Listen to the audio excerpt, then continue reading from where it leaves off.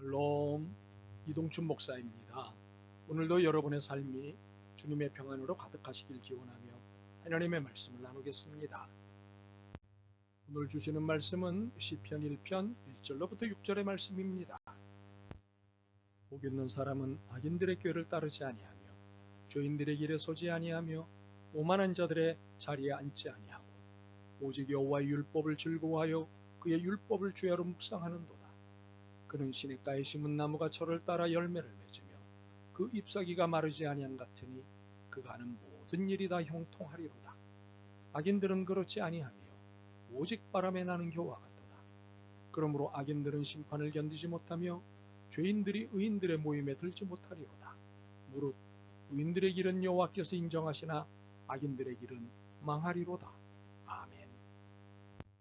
시편 1편 1절로부터 6절 말씀을 본문으로 만사형통이란 하나님이 나를 책임지신다는 것이라는 제목으로 말씀을 나누도록 하겠습니다.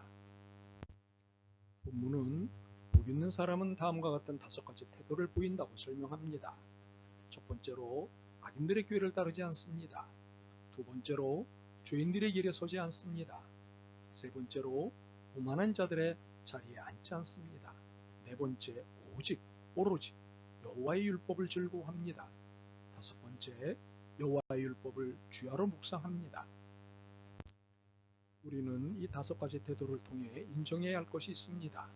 여호와의 율법 즉 하나님의 말씀이 중심에 있지 않으면 사람과 사람의 태도는 바뀌지 않는다는 사실입니다.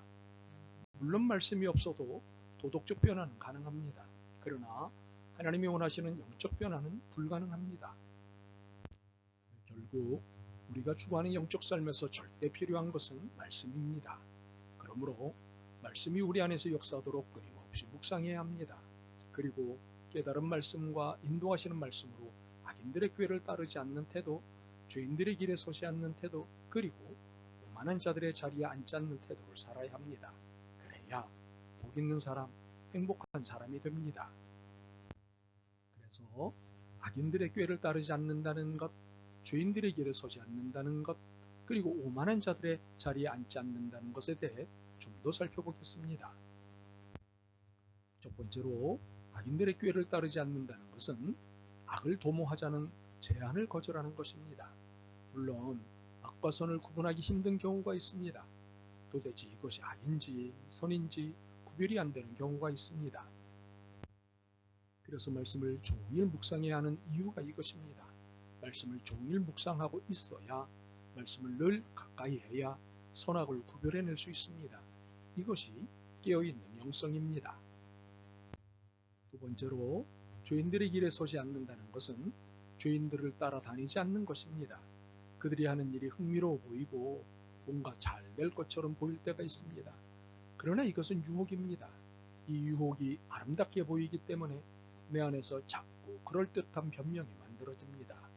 결국 그 변명으로 인해 나는 유혹에 빠지고 끝내 죄를 짓습니다.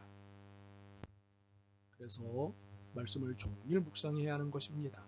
말씀을 종일 묵상하고 있어야 말씀을 늘 가까이 해야 변명을 만들지 않기 때문입니다. 말씀에 깨어 있으면 혹시 변명이 스멀스멀 하다가도 이미 사라집니다. 말씀이 제압하시기 때문입니다. 세 번째로 오만한 자들의 자리에 앉지 않는다는 것은 하나님을 경시하는 일에 가담하지 않는 것입니다. 물론 대부분의 오만한 태도는 사람들에 대해 보이는 태도입니다. 그러나 이 또한 하나님을 경시하고 무시하는 태도와 같습니다. 이유가 있습니다. 모든 사람이 하나님의 창조물이기 때문입니다. 모두가 하나님이 사랑하는 사람들이기 때문입니다. 그렇게 사람을 무시하고 경시하는 태도는 곧 하나님을 무시하고 경시하는 태도와 같은 것입니다. 그래서 말씀을 종일 묵상해야 하는 이유가 이것입니다. 말씀을 종일 묵상하고 있어야 말씀을 늘 가까이 해야 사람에 대한 사랑이 생깁니다. 더욱이 사람을 존중하는 태도가 깊어집니다. 이렇게 하나님의 말씀을 중심에 두고 종일 묵상하며 악인들의 꾀를 따르지 않고 죄인들의 길에 서지 않고 그리고 오만한 자들의 자리에 앉지 않을 때 행복의 길이 펼쳐집니다. 그렇다면 이 행복의 길에는 무엇이 있을까요? 3절로부터 6절입니다. 그는 시냇가에 심은 나무가 철을 따라 열매를 맺으며 그 잎사귀가 마르지 아니함 같으니 그가 하는 모든 일이 다 형통하리로다. 악인들은 그렇지 아니하며 오직 바람에 나는 겨와 같도다. 그러므로 악인들은 심판을 견디지 못하며 죄인들이 의인들의 모임에 들지 못하리로다. 무릇 의인들의 길은 여호와께서 인정하시나 악인들의 길은 망하리로다. 참으로 행복의 길에는 만사 형통의 복이 기다리고 있습니다. 그가 하는 모든 일이 다 형통하리로다. 형통이란 온갖 일이 뜻대로 잘 된다는 뜻입니다. 혹시나 해서 이 말에 대한 신학적 해석을 하겠습니다. 여기서의 형통은 내가 원하는 대로 다 된다는 뜻이 아닙니다. 악인들의 꾀를 따르지 않고 죄인들의 길에 서지 않고 그리고 오만한 자들의 자리에 앉지 않을 수 있도록 해주신다는 의미입니다. 사실 이것처럼 복된 것이 어디 있겠습니까? 그런데 우리는 너무도 물질주의에 노출되어 있습니다. 그러니 만사형통을 물질의 풍요와 연관해서 이해합니다.